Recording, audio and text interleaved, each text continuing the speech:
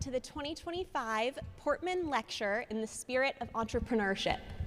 I want to start by thanking the co-sponsors of today's event, the Rockefeller Center for Public Policy and the Social Sciences, the Tuck Center for Entrepreneurship, and the Center for Business, Government, and Society at Tuck, and Dartmouth Dialogues, all in collaboration with the Dartmouth Democrats, the Dartmouth Conservatives, and the Dartmouth Political Union. My name is Sally Portman, and I'm a proud 2017 Dartmouth graduate, a member of the Rockefeller Center Board of Visitors, and the former COO of a digital marketing startup. And I'm honored to introduce this event and be joined on campus by Jane Portman. The Portman Entrepreneurial Leadership Fund was established in 2004 by my grandfather, Bill Portman, a small business entrepreneur and a member of the Dartmouth class of 1945 and the Tuck class of 1947. The fund is designed to foster an understanding and appreciation of small business development, entrepreneurial activity, and risk-taking, and the role that public policy plays in shaping its course. The Portman Lectures bring to campus cutting-edge policy thinkers and practitioners in the areas of small business development and entrepreneurship. Today's conversation features two such leaders. Our moderator, Dean Matt Slaughter, the Paul Danos Dean of the Tuck School of Business, is a renowned economist and educator whose work has shaped international business thinking at the highest levels. He has served as a member of the Council of Economic Advisors in the White House, advised global institutions, and is committed to public-private partnerships and entrepreneurship. Dean Slaughter is joined by Secretary Gina Raimondo, who has spent her career at the intersection of innovation, economic development, and public leadership. As U.S. Secretary of Commerce, she played a central role in implementing the innovative CHIPS and Science Act, expanding broadband access, and launching the U.S. AI Safety Institute. She previously served as Rhode Island's first female governor, where she led major investments in education, workforce development, infrastructure, and economic development. Her path from venture capital to public office at the state and federal levels reflects a commitment to both entrepreneurship and public service. Together, they'll discuss the role of public-private partnerships in driving innovation, strengthening American competitiveness, and preparing our economy for the future, and the evolving role of federal policy, business leadership, and cross-sector collaboration. Please join me in welcoming Dean Slaughter and Secretary Raimondo to the stage.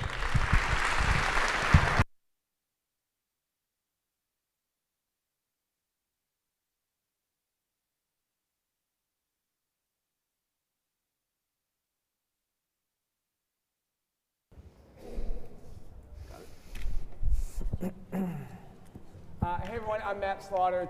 Sally, thank you for that very kind introduction. It's an honor to be here, and I think we should all voice our appreciation with one more round of applause for our distinguished guest. Thank you. That's very kind. Thank you. Let me just take a moment and echo the thanks for all the co-sponsors that put this event together here today, and then we'll start the conversation. I'll stress this will be a conversation. I'll ask Secretary Raimondo maybe a few questions, and then we'll open it to a conversation with the whole audience. So if you've got some thoughts in your mind, that's great, and get ready to have some questions. Let me start by thanking the Portman family. Two of the members of which are here. They have deep Dartmouth and Tuck ties in particular, but their sponsorship of this annual forum here on campus for entrepreneurship is a real hallmark, I think, of the co-curricular environment. So thank you to the Portman family and for the kind introduction, Sally, that you gave to the two of us. I'd like to thank a few other centers on campus who are great thought partners in what we do in our classrooms and connecting with the world and the career journeys our students are on. The Rockefeller Center for Public Policy, the Center for Entrepreneurship at Tuck, and the Tuck Center for Business, Government, and Society. This event is actually part of the 100 Days Speaker Series that we're having here on campus at Dartmouth, and we hope you'll join us for the next program in series event for this. It'll be a conversation with Congressman Brian Fitzpatrick next Monday, May 12, up campus in the Rockefeller Center. And all of you who are attending, it's a spring day in mud season here in Hanover, so we appreciate everybody braving the elements. I'll remind us before we get started that Dartmouth being committed to true dialogue, that we are committed to protecting the free expression and the peaceful dissent. But however, interfering with a speaker's ability to speak and the audience's ability to listen and engage in dialogue is not permitted. So we will ask everyone to respect that as we begin the discussion. Secretary Raimondo, again, thank you for joining us here on campus. Maybe I'd start with a question of how, looking back with a few months since having served in office for 4 years as one of the most important jobs in the federal government in the United States as Secretary of Commerce, how would you describe what your goals were coming into that role relative to the broader goals of President Biden and others in the administration? And then as a follow-up, how do you think you would succeeded or maybe had some challenges in achieving those goals? Yeah, good question. So hello, everybody. I was just saying to the Dean, I think this is my first time on your beautiful campus, so I'm very excited to be here. I tried to be on brand. So anyway, it's an incredible university, and I am an admirer of your president, and when she asked me to do this, it was more than my pleasure to be here. Also, I think entrepreneurship is the lifeblood of this economy, and anything I can do to support it, I'm in on that. So I don't know if anyone here knows anything about the Department of Commerce. I definitely did not when the president asked me to serve as Commerce Secretary, truth be told. So I started to read, okay, what does the Commerce Department do? What does the Commerce Secretary do anyway? And what you quickly realize is people call the Commerce Department the Department of Miscellaneous. And it's somewhat true because there's 52,000 employees all over the world. We run the Office of Space Commerce. We run 40% of the department is related to undersea, fisheries, oceans, and atmosphere. We are the #1 telecommunications advisor to the president, NTIA, that's where the broadband work came in. 2 Nobel Prize physicists work at the Commerce Department in the NIST, Institute of Standards and Technology. There's a huge economic development operation, 5,000 people around the world doing trade promotion. So you take this job and you're like, God, how am I going to motivate all these people and bring them together? We run the Census Bureau, that's in commerce. US Patent and Trademark Office is in commerce. So you say to yourself, as a leader, and I was a leader, an executive in Rhode Island, the thing I know about leading a big organization and motivating people is everybody has to feel connected to the mission. And I didn't feel that that was the case. And by the way, it's hard, right? It's hard. So I said, okay, the through line will be American economic competitiveness. And I wanted everybody, no matter where they were working in the world or what they were working on, to view their job through the lens of enhancing America's ability to compete and out-compete. And so that's, what we did, and I think why we were able to be so effective. The biggest projects that we did that you might know about were the semiconductor bill. I played a huge role in getting that passed in Congress on a bipartisan basis, built a team to administer that. The broadband initiative, same thing, negotiated the bipartisan part of the infrastructure package to make sure every American has broadband. By the way, I know we're in a rural part of America. 1/3 of people who live in rural America do not have access to high-speed, affordable internet. 1/3. I mean, that's unacceptable in this day and age. So we did that. We did huge amounts with China. And another thing I did was export controls, denying China our most sophisticated technology. That's how we compete. The way to beat China, by the way, is to run faster, to out-innovate, to invest. But you also have to make sure that we stay ahead by denying them our most sophisticated technology. So it was an amazing job, best job I've ever had. I never thought I could have a job better than governor. It turns out this one was even better. Incredibly hard to do. Happy to talk about the challenges. But to answer your question, I think the fact that we said from the day one, this is going to be the Department of Competitiveness, and we're going to work with the private sector. That was a key tenet of what I did. And I was the most forward-leaning in the administration, embracing the private sector. We're going to work with the private sector to put your foot on the gas of American innovation and competitiveness, I think allowed us to punch above our weight because everybody was pointed in that direction. Yep. Thank you. So during your time heading the Department of Competitiveness, I love that, how do you define and think of the major metrics of if America is competitive or not? Innovation is key, research from at every level, like core research and development in the key areas, followed by product development in the key areas, followed by commercialization in the key areas. If you think about, as I think about, like at the highest level, here's how I think. The world is safer when America leads. America's ability to lead depends upon the strength of our economy, the strength of our social fabric and democracy, and the strength of our innovation ecosystem. And so we have to win. And today, in particular, if you think about the technology areas that matter, it's AI, it's quantum, it's life sciences, and everything that flows from that. Like semiconductors are input to AI. So we have to win on all of those dimensions. And to do that, we have to out-innovate the world, including and especially China. And so when I think about that, like I said, I think about the rate of innovation in those areas. There's many metrics to measure that, but like fundamentally, if you're nailing that, you are succeeding. Importantly, the Dean and I were just chatting about equality and who's included in that.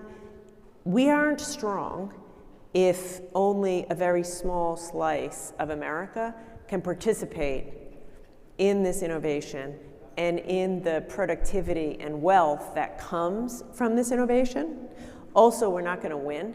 China produces 1 million computer scientists a year. We need to up our game. And that means we got to find people all over America and train them so they can compete, so they can innovate, so we can win. In the spirit of being at Dartmouth, so you've touched upon these, but be the professor for a moment. This I on cannot American do. competitiveness and innovation, where do you think we get high marks and honors, and where do you think it's a low pass, and we got to be doing better? Oh God, I'm a terrible professor, so I'll do my best. Okay, low pass equals MBA, as sometimes it's said. So. Okay. That's like clearly an inside joke, but okay. This is, by the way, a hard question to answer right now, because I think you need immigration, particularly of, PhDs and science. Like, I think it is a great thing that when you travel around the world, as I've done, everywhere from China to the UAE to Europe, everybody wants to study at America's universities. Like, we need to continue to be a magnet. So, I thought we were doing all right at that, and we have to continue to do even better. Same thing with research and development. Like, by the way, we were, if you look, I'll pretend I'm a professor, if I had a whiteboard, if you look at percent of our GDP invested in core research and development, it is a straight downward slope for the past 50 years. Yep. That is a huge problem. I would have given us an A, and now I give us low pass. LP. We're not going to win that way. Listen, my money's on America over China all day long. I would bet on a free and open market economy, let 1,000 flowers bloom, help entrepreneurs, but we cannot compete unless the basic research is invested in, and that means government, that means universities, that means philanthropy, because from that comes everything else. So I think, and talent, talent. So I don't know how we're doing. We were at one time doing incredibly well. I think we have to pick up our game. Now, I would say, I'll say something mildly controversial, all of the world's biggest, best, most innovative tech companies essentially are American. That's a great thing. So we're doing something right. Yeah. But I do think we're going to lose our edge if we don't invest in the pipeline that led to that. Thank you. So the U.S. economy, it's an incomplete, and we'll see where we go in the time ahead. In the spirit of the Portman Family Lecture, and given all the professional accomplishments you've had with being an entrepreneur and in venture capital and public and private leadership, say a little bit more about when you were Secretary of the Department of Competitiveness, how you thought about public-private partnerships, and in particular supporting American entrepreneurs. You know, I think it's essential. I always said this as governor too. I really do think the best things happen at the intersection of public-private collaboration. And frequently in the administration, you know, I probably interface with the private sector more than anyone in the administration. And I did that on purpose.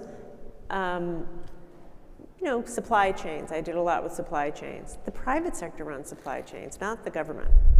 So unless you talk to the companies making the equipment, doing the logistics, doing the distribution, you're not going to know what's going on. Yeah. So, you know, to fix the supply chain bottleneck, you got to talk to the private sector. The CHIPS Act, you know, got it passed in Congress. Private sector makes chips. Private sector designs chips. So that's a perfect example of public-private collaboration. You know, every chip company that came for a subsidy received less than half of what they hoped to receive because I had to stretch the money.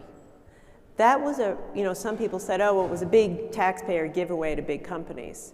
They needed a subsidy because it's much more expensive to do business in the United States, but we were mindful of taxpayer dollars and good stewards of taxpayer dollars. But at the end of the day, it is the private sector that will continue to innovate in the semiconductor industry and who will be, you know, running these operations. You mentioned broadband. I met with every broadband provider there is, from the, you know, AT&T, Verizon, Comcast, to all the rural co-ops, all private sector. You know, we needed them to lay fiber, and we provide in rural places, which is expensive, and we provided a subsidy to do that.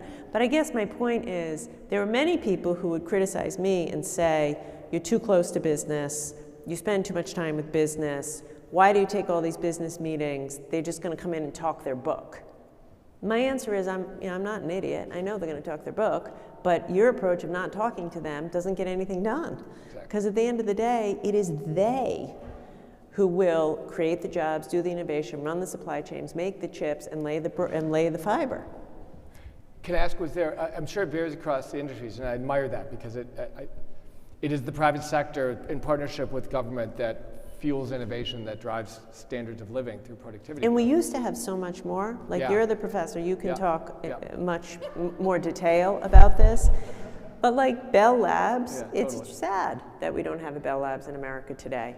You know, we could go on and on about, you know, 40, 50 years ago, how much more private sector, public sector collaboration there was, which laid the foundation for all the innovation that we're still benefiting from. When you love that. When you talked to companies, was there something that surprised you? Some may come in, we all know, and advocate for their particular interests. But were there things in the public interest with your discernment where you're like, wow, that's surprising? Or I think the most common thing I'm hearing from business in America is the government should do more of this. Was there any particular theme or themes? You know, it's interesting.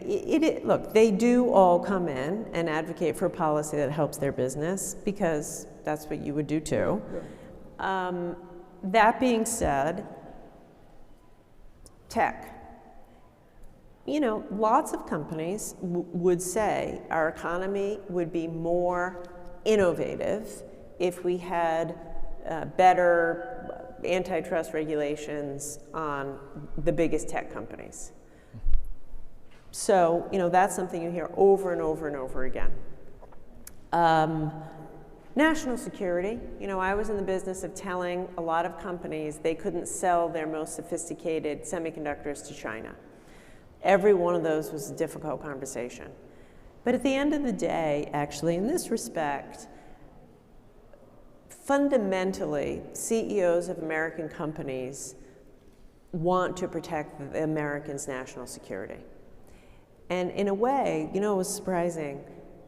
I found that people in the private sector had actually much better intelligence about what was going on in China and exactly where China was in terms of what technology China had.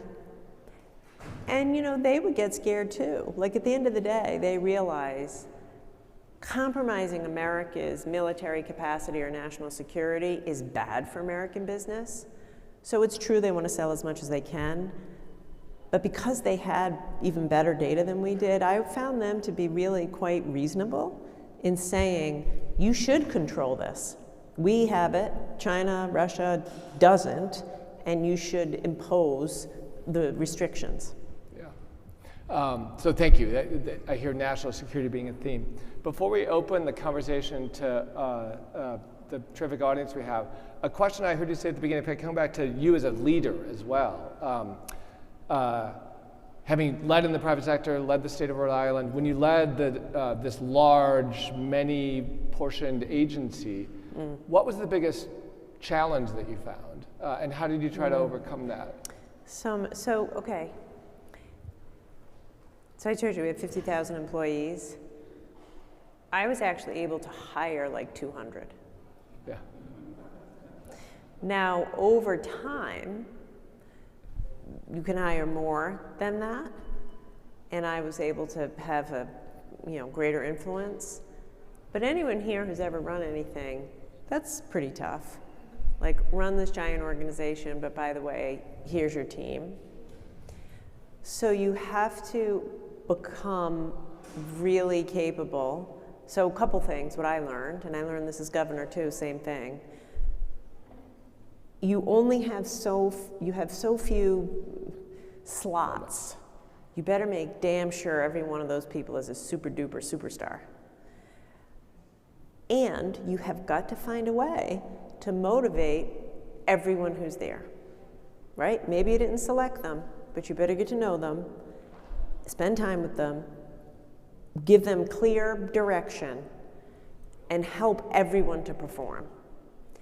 And that, I learned that as governor, and I did that also as secretary. I think that might be unique. I don't know. Somewhat unique to the government, but it's a thing you just have to learn how to lead. Obviously, anything in a legislative environment is hard. I dealt with that as governor. I dealt with that as secretary. I think I might have had an advantage relative to some of my cabinet counterparts because I had had 7 years dealing with the legislative body. So I was very comfortable going to talk to anybody on Capitol Hill, Democrat or Republican, sitting in their office and mixing it up, spending time with them in their district. That was really familiar to me. But that's hard also. Yeah. That's really hard. And politics is not, newsflash, write this down. Politics is not a meritocracy or substance-based. So when you we're done. So when you go talk to so-and-so senator or congressperson from such and such thing, you could try to convince them on the facts and the substance and the merits, and it's possible that would work. Or you could just get real about the politics and, make it such that it's easy for them to vote for it. And so I learned how to do that, and that helped me. Yeah. Learning, thank you. We stress at Tuck and across Dartmouth, great leaders are lifelong learners. So. Oh my God, when I think back to my early days as governor, when I was confused and thought that substance mattered and the merits of the thing mattered, and I think back to that, I'm like, ay, ay, ay. So, but I've been at this for a long time now, and I've learned. Okay. That's an H, not an LP. So, I think there's microphones, and we've got some colleagues here, so if you'd like to ask a question of the secretary, please just maybe raise your hand and identify yourself, and focus questions. We've got a little over 20 minutes, so focus questions, and then there'll be responses. I see a hand right here to start. Hi, thank you so much for your thoughts. My name is Vic. And I'd like to know, considering the great wealth transfer that we keep talking about ad nauseum, the fact that so much of the private sector of angel capital, of high net worth individuals will be transferred very shortly, Some people say anywhere as much as $124 trillion are going to be transferred.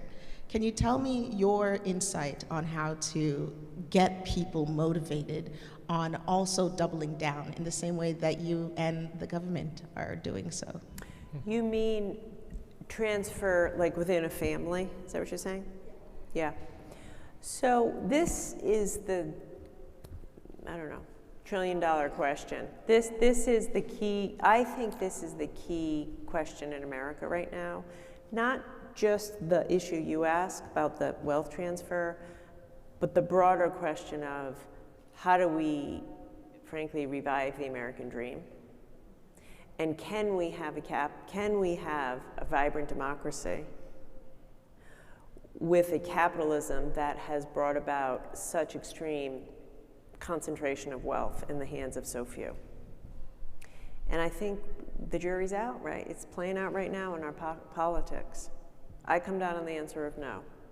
I come down on the answer of unless we figure out how to have a more equal opportunity, it's going to be really rough to maintain our democracy. And so then the question becomes, how do you, first of all, is that right? And if so, how do we convince everybody, including those like myself, who have benefited from the system, to embrace changes that will make it a more level playing field? By the way, that's really hard, because America, this poor woman asked a question, you're going to get my theory of politics, but look the reason America is awesome is because we're a nation of strivers. We're a nation of workers, and we're a nation of entrepreneurs. We are obsessed with success and getting rich and making it. And that's a good thing. So anything that is all about redistribution, I think won't work. But if you feel that you don't have access to a good education, a safe environment, decent health care, housing, which just enables you to get ahead, to have a chance to achieve the American dream. Like that's where a lot of Americans are right now. So I think what we have to come up with is a set of policies which enables growth. It's got to be a growth story where everyone can feel they can participate in the growth. And I think that's a broad set of policies. But I think what you're seeing play out in American politics is a legitimate anger that so many institutions are broken. And until we kind of acknowledge the anger, but then put forth actual solutions so that the average American can feel the American dream is truly alive and well, I think we're going to keep seeing this sort of messed up politics, which I think at the end really does erode our democracy. A quick follow-up while another hand is taken. 78% of Americans in a Wall Street Journal poll 2 years ago said, I do not think that the future generation will live better than we do now. 78%. Yeah. So I'm going to hand you a very powerful magic wand to build that opportunity and growth. What would be the first thing you would do? And you can defer if it's like too many at once. I don't know about that, but here's what I know I would try to do. We need some universal job training. There's got to be some. I'm going to be really walking to the belly of the beast here in the Ivy League at one of America's best universities. Listen, I went to Harvard, I went to Yale, I went to Oxford, I love Dartmouth, I love all those places. I'm sending 2 kids, I just got tuition bills for 2 children going to college. Thank you for that. One to Boston College and one to Yale this fall. So I'm going to lay that all out there. Higher ed doesn't work for a lot of people in America. 40% of people who go drop out because it's too expensive, and then they wind up with no degree and a lot of debt. A lot of people make it through, wind up with too much debt, and aren't qualified for a job.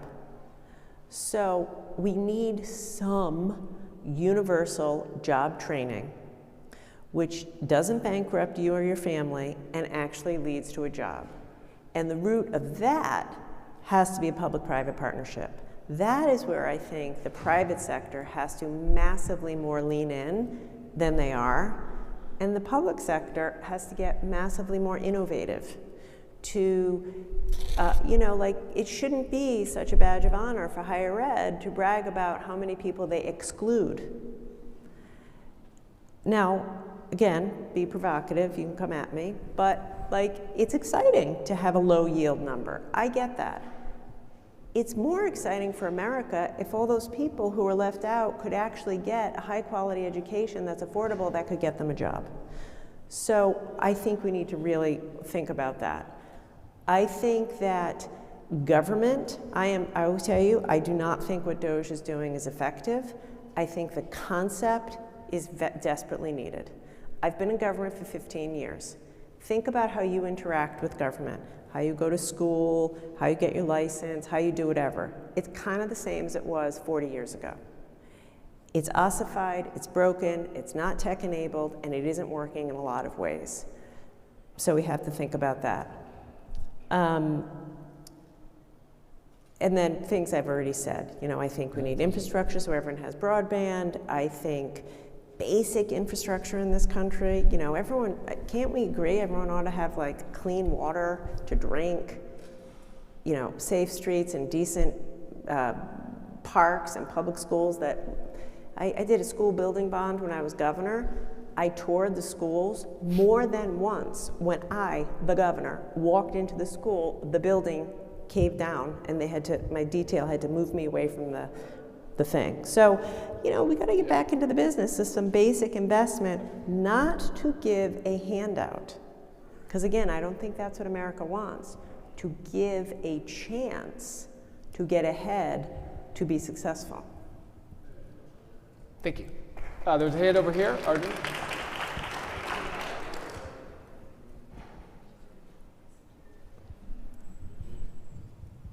Thank you, Secretary Raimondo, for visiting our school. I'm a business school student here at Tuck, and we've been talking a lot about economic competitiveness. We have a conference running right now, and all of our attendees are here for this talk. And one of the questions American businesses have is, how do we stay economically competitive against other countries when they're subsidizing their companies and making it hard for our companies to enter new markets or sell new products abroad? Okay, look. Hey guys, has anyone heard about tariffs? Tariffs are in the news. There is a place for tariffs for countries that don't play by the rules. If every country played by the rules and there were a level playing field, America could compete and win, and we wouldn't need these tariffs. But that isn't the case. Has anyone been in a BYD car, Chinese electric vehicle? It's a beautiful car, okay? It's a gorgeous car. Totally subsidized sold at a very low price. Entire supply chain subsidized by the Chinese government. Everyone talks about the labor arbitrage. It's cheaper in Asia than in America. Fine, I agree. What about the capital? Capital's free in those countries because the government says, you want to build a factory, here's some money. So my point is, I am not a subscriber to 100 and some odd % tariffs imposed willy-nilly without thought or proper execution, but in instances like you say, like American companies aren't wrong. If China subsidizes steel and dumps their cheap steel and aluminum, subsidized steel and aluminum on the global market, it tanks the price of steel and aluminum on the global market, and you know what happens? There is one aluminum smelter in the United States of America. They've all gone out of business. That's not fair.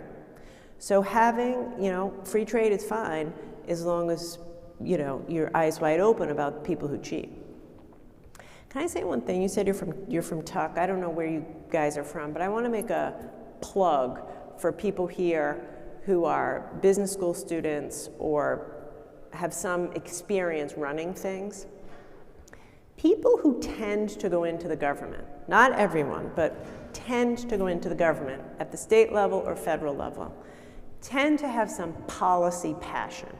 I've learned this. Maybe you're a healthcare expert. Maybe you're a foreign expert in a certain country. Maybe you're an expert in the environment. Maybe, whatever.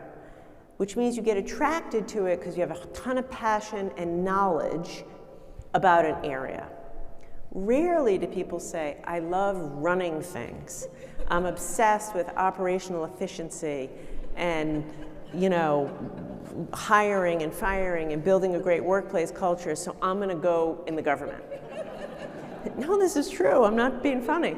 So we need more people in the government who just want to run stuff and get stuff done. So to the extent any of you are in that category, when picking on you, when you go to Tuck, you learn about a P&L, you presumably are learning how to run a business.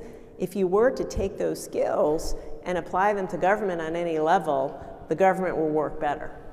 Because we need a combination of subject matter expertise, which the government has in spades, with people can run things.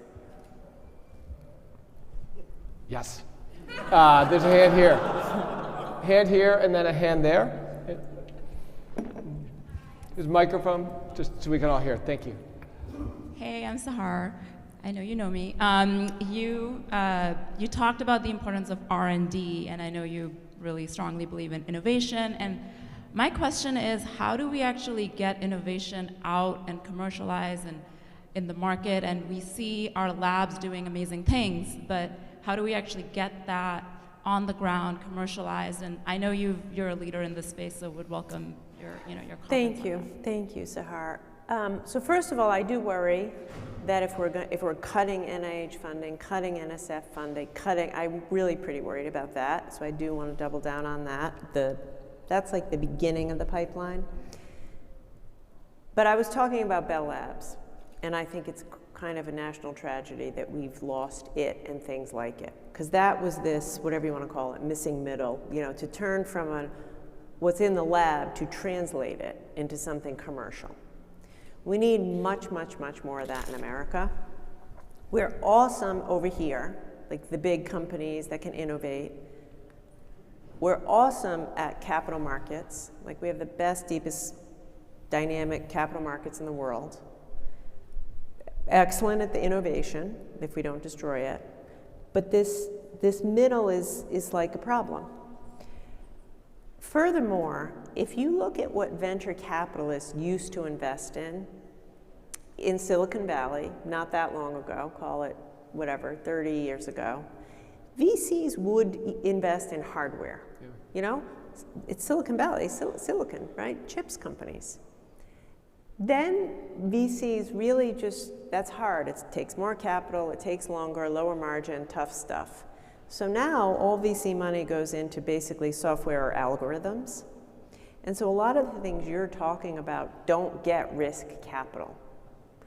Or they get some and then they get stuck. And by the way, this is another place where China and places in Asia are eating our lunch because they fund this part of the pipeline.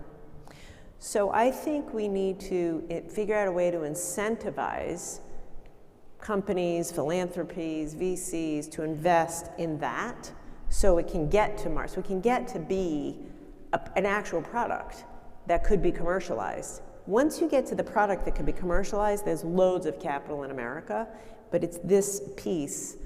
And it's not just Bell Labs, but they were so good. It wasn't research for research.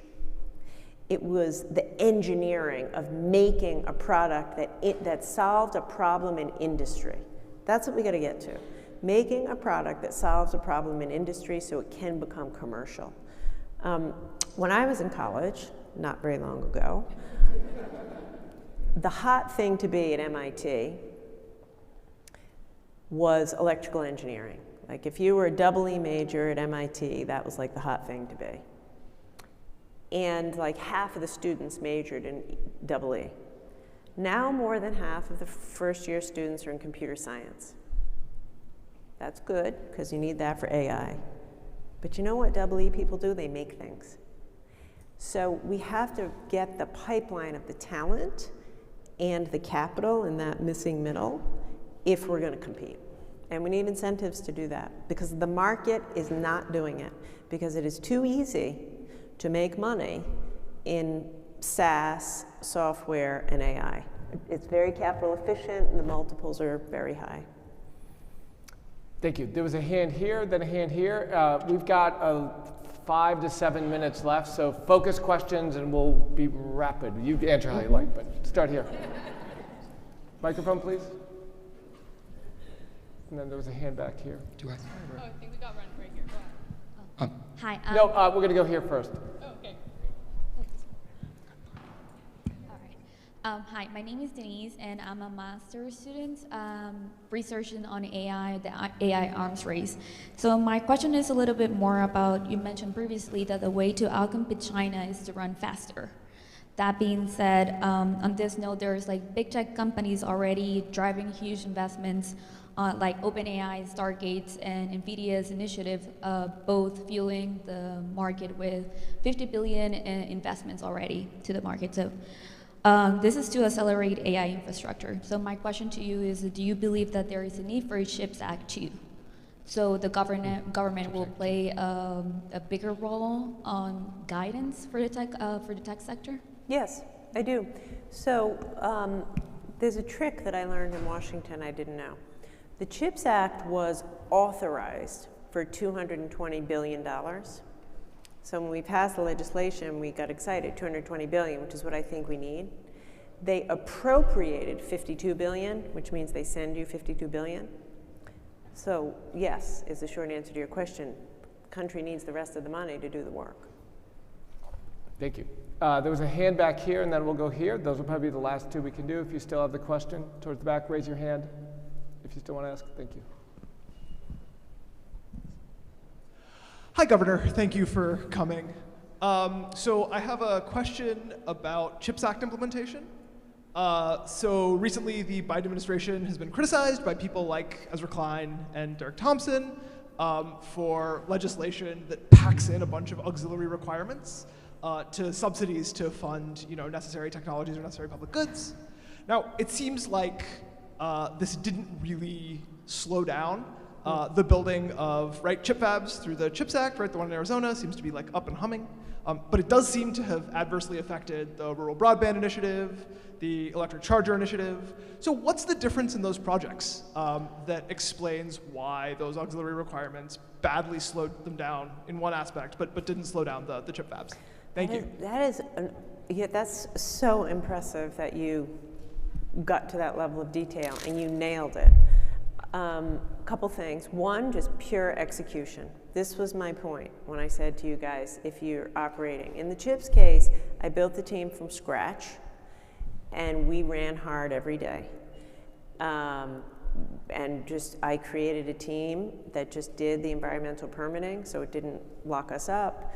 We set incredibly ambitious metrics and we hit the metrics and we got every dollar out the door. Like Ezra's Klein is wrong, actually, in what he says, because in fact, we got all the money out, and we did it in a way that required these companies to have a workforce plan. Like, we wanted to know, what's your workforce plan? What's your safety plan? How are you gonna train workers? So it was harder, but it was better, and we got it done in time. The other ones, particularly broadband, did get bogged down. And the truth of it is, not to get in the weeds, the broadband stuff was just harder. And this is part of the thing when I was talking about fixing government. If you want to lay a bit of fiber, I promise you if you did this in Hanover or someplace around here, it would be true. You have to go through, I'm not exaggerating, 25 levels of permitting. There's local, there's zoning, there's environmental permitting on the local level, environmental permitting on the state level, multiple layers of environmental permitting on the federal level. If you go through a Native American, a reservation, there's 52 more layers with that. Fisheries, due process all around. I'm a fan of due process, but we also need decisions. Every one of those things that I just said is months and months of hearings, appeals. So when you add up all those layers, it was tough in broadband, and there were more layers. Final thing I'll say is this, and I think again, I think this is really relevant. On the CHIPS Act, I was getting really worried that we weren't going to, TSMC, which is the big company, we needed to be successful. On top of all that layer of permitting, I said, there's a federal law called NEPA, which is another layer of environmental permitting, which in and of itself could take anywhere between 2 and 7 years, which applies to government projects. The lawyers said NEPA applied to a CHIPS project because they got some government money. I said every project only had 10% government money, 90% private sector, it shouldn't apply. I lost. So I went to Congress. Not everyone in the administration was proud of me when I went to Congress. I worked with Ted Cruz, with whom I agree on quite little, and Mark Kelly, Democratic senator from Arizona. And in a bipartisan way, they got a bill passed to exempt the CHIPS facilities from NEPA on the grounds of national security. Because of that, we got it done, and TSMC, like just the other day, got all their permits to do Fab 3. So, like, this is the weeds. You want to get stuff done in government, this is like the stuff you're going to get in the weeds of. But this is also why people are going bananas with government, because why does it take so long? And we are for clean air, clean water, and good standards. But it's time to clean out the underbrush of these layer upon layer upon layer upon layer, and just focus on the outcome, building the thing fast in a way that is safe. One more last quick question, if you still have it over here. And Secretary, maybe a focused answer. I'll ask one last one, if I could, as chair's prerogative. Gotcha. We'll close. You good? Okay, so it was the same question. So actually, we'll close on this, if I may. And thank you for being so generous with your time and your openness. I love what you said earlier about encouraging those in the private sector, many of whom of our alums, for example, have gone into the public sector and the need for that. So the last question is on behalf of all the students. We have great faculty and staff and alumni, but the heart of Dartmouth or any place else is really the students. So our mission statement at Tuck is we develop wise, decisive leaders who better the world through business, not of, because many of our alums have been and aspire, our students aspire to go into the public sector. So what would you say to the students in particular for whom there's always opportunity in the world, but the world is pretty bracing in a lot of ways these days? And so what counsel would you give them, not to nudge you to have it be optimistic, but how to think about where the world is and what they might be able to do with the talents they take from a place like Dartmouth? Look, I think you should find a problem that matters to you or that affects your daily life and go try to solve it. So start a business. I don't know what your problem is. It could be something small. Start a business to fix it. Or if it's a big thing, go at it. But I think you have to identify a concrete problem and apply your skills to fixing it. And if that leads you to run for office, fine. If it leads you to start a nonprofit, fine. If it leads you to start a business, great. But it's the only way that we're going to get anywhere. I was with a group of young African entrepreneurs a couple of days ago. And life's hard in America now, and our politics is a mess, and it's easy to lose hope. But I talked to a lot of these people. They grew up without electricity, they grew up without water, they feel it's a huge privilege to come to America and study for a period of time. And I came away completely energized. They had only excitement around, and so many barriers. I was like, well, what about this? And how are you going to raise money? And this, and this, and this. And they were undeterred. So be a striver, because America needs you to be. And it is a privilege to be at Dartmouth. This is one of the best universities in the world. You've got the goods to be here. You have avail yourself of everything that's here to learn and be great, and then get out there, find a problem, and apply your considerable talents and privilege to fixing it. In the spirit of the Portman Family Series on entrepreneurship, whatever it is, thank you for sharing your time and insight. That was awesome. See you.